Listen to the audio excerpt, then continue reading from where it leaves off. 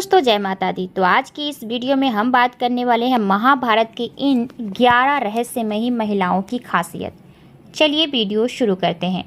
महाभारत में जहां संजय, सहदेव, भीम, अश्वत्थामा, बर्बरीक, घटोत्कच आदि कई चमत्कारिक और रहस्यमय लोग थे, वहीं ऐसी कई चमत्कारिक और कुछ खासियत लिए हुए महिलाएं भी थीं, जिनकी शक्ति के बारे में महाभारत में उल्लेख मिलता है। इसी शक्ति के कारण वे प्रसिद्ध भी थी। आइए जानते हैं इन 11 महिलाओं के बारे में। सबसे पहले हमारी थी गंगा मैया। ब्रह्मा जी के शाप के चलते गंगा जी को मनुष्य योनि में जन्म लेना पड़ा और फिर राजा शांतनु से उनका मिलन हुआ।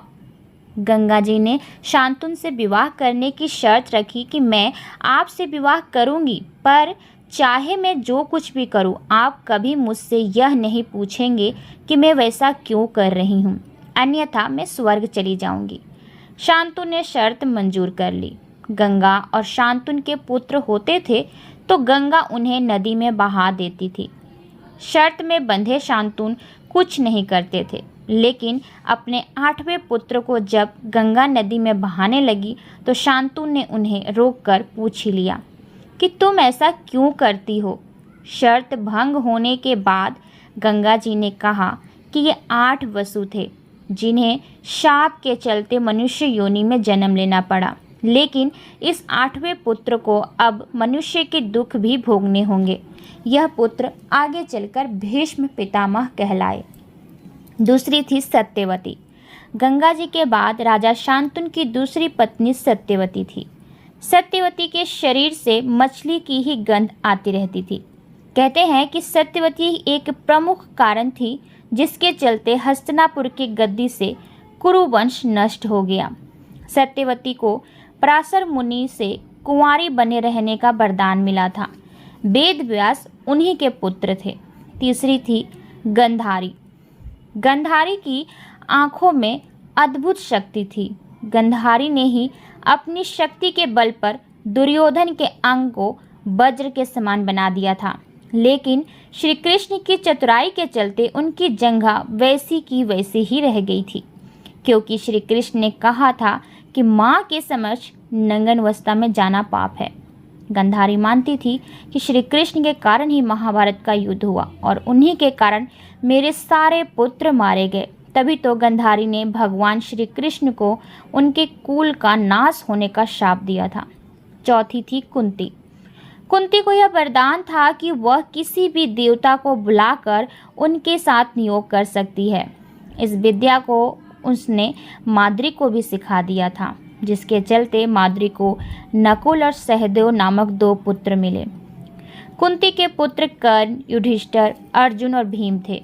कुंती वासुदेव जी की बहन और भगवान श्री कृष्ण की बुआ थी।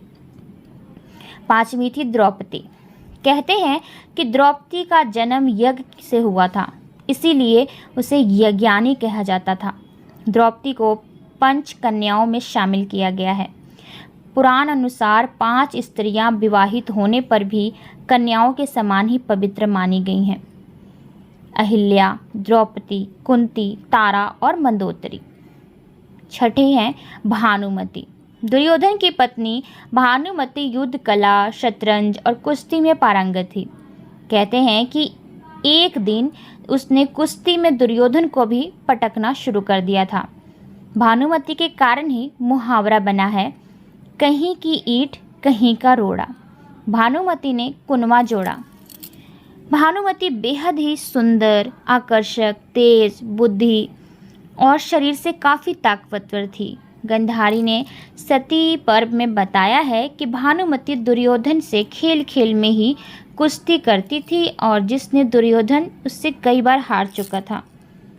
7वीं है सत्यभामा। राजा सत्यजित की पुत्री सत्यभामा भगवान श्री कृष्ण की पत्नी थी। सत्यभामा बहुत ही सुंदर थी और देव माता अदिति से उनको चिरयौवन का वरदान मिला था। वह राजकार्य और राजनीति में रुचि लेती थी। नरकासुर से युद्ध के दौरान सत्यभामा ने भी युद्ध लड़ा था।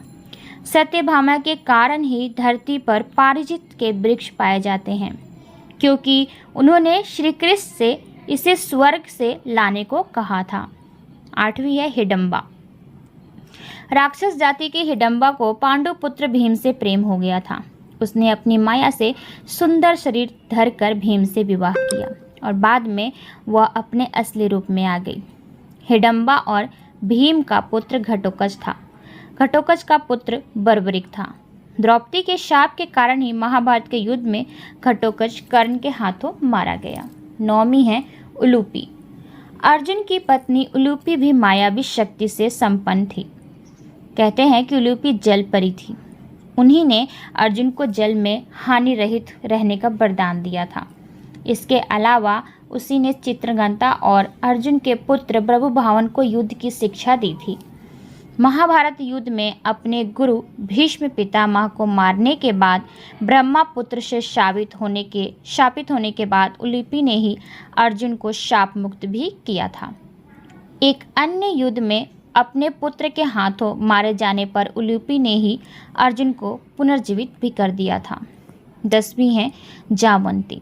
भगवान श्री कृष्ण की पत्नी जावंती के बारे में बहुत कम लोगों को मालूम होगा कि वह श्री राम के काल के जावंत की पुत्री थी।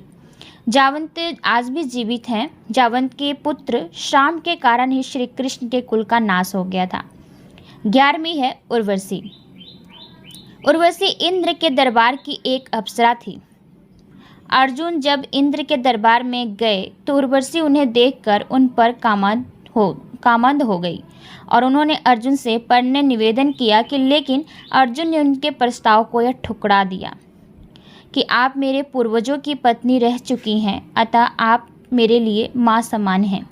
यह सुनकर उर्वशी भड़क गई और उसने अर्जुन को 1 वर्ष के लिए स्त्री होने का शाप दे दिया। 1 वर्ष तक अर्जुन को किन्नर के वेश में रहना पड़ा।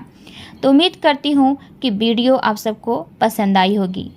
कमेंट बॉक्स में राधे कृष्णा लिखना ना भूलिएगा। चलिए आपसे मिलते हैं अगली वीडियो में, तब तक के लिए आज्ञा दीजिए। जय श्री राधे, जय श्री कृष्णा। धन्यवाद।